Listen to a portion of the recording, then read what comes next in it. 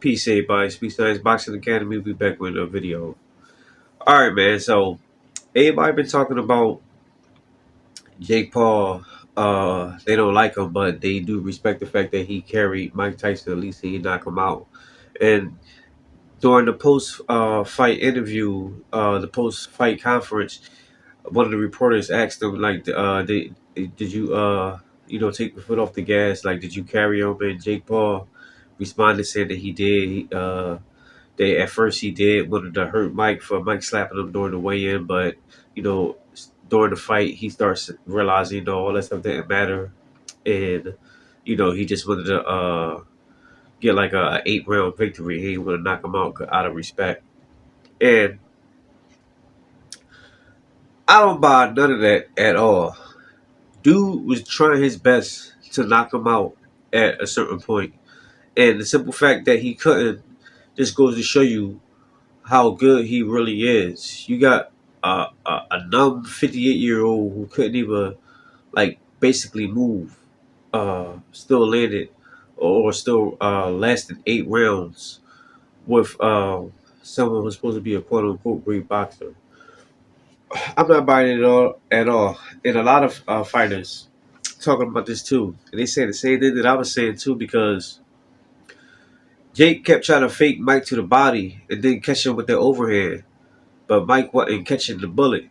And if y'all remember, the first and second round, Mike came out swinging hard as hell, and Jake was scared.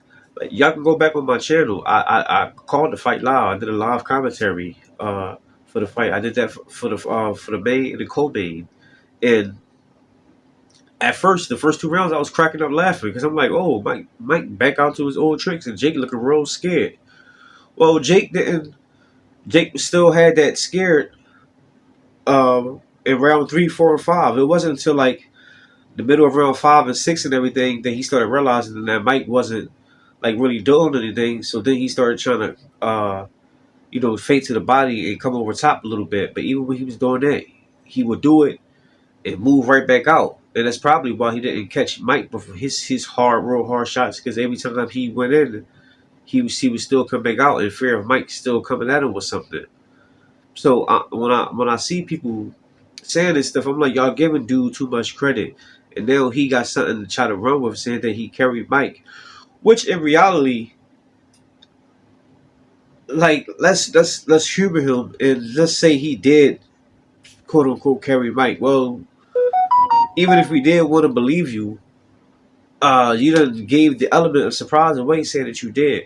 When in reality, people who really do stuff like that, they don't admit it at the post fight conference. They might maybe say something like that, like years on down the line, maybe when they retire and all that stuff, and they talk about it and all that stuff, or lead up to retirement. But right after the fight, they're not going to say nothing like that, because that's not something that people do when you got the skills to do stuff like that.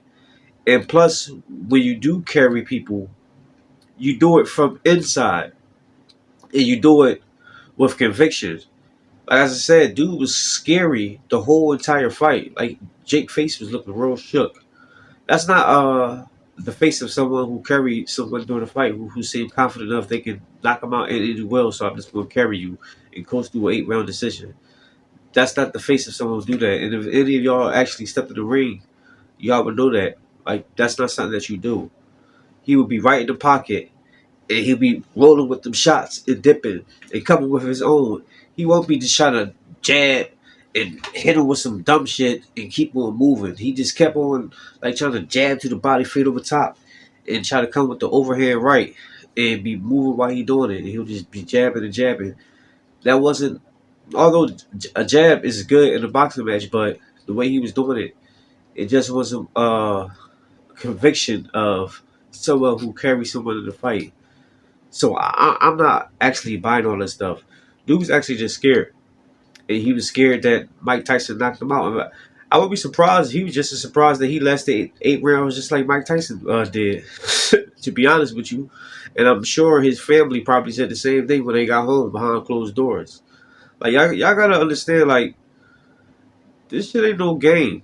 And like I ain't saying that to be mean or anything like that, but if y'all actually took time, that's why more people need to train. Even if you ain't trying to do it professionally or be like an amateur or whatever, just go to like a real boxing gym and train with some real fighters. Like really get inside there and see what it really is and takes and all that stuff. Because you start to get the idea, and when you watch fights, you can pick up more stuff. You can read people.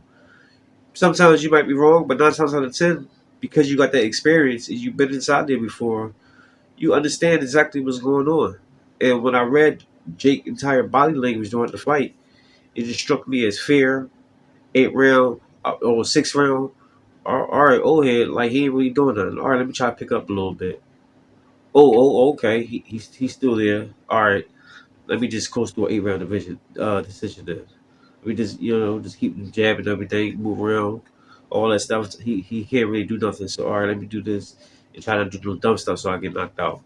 That's pretty much what it was. So all that he carried him, I ain't buying it, but it is what it is. Let me know what y'all think. Drop your comments down below. Make sure to like, subscribe, and hit the bell. I'll see y'all in the next one. Peace.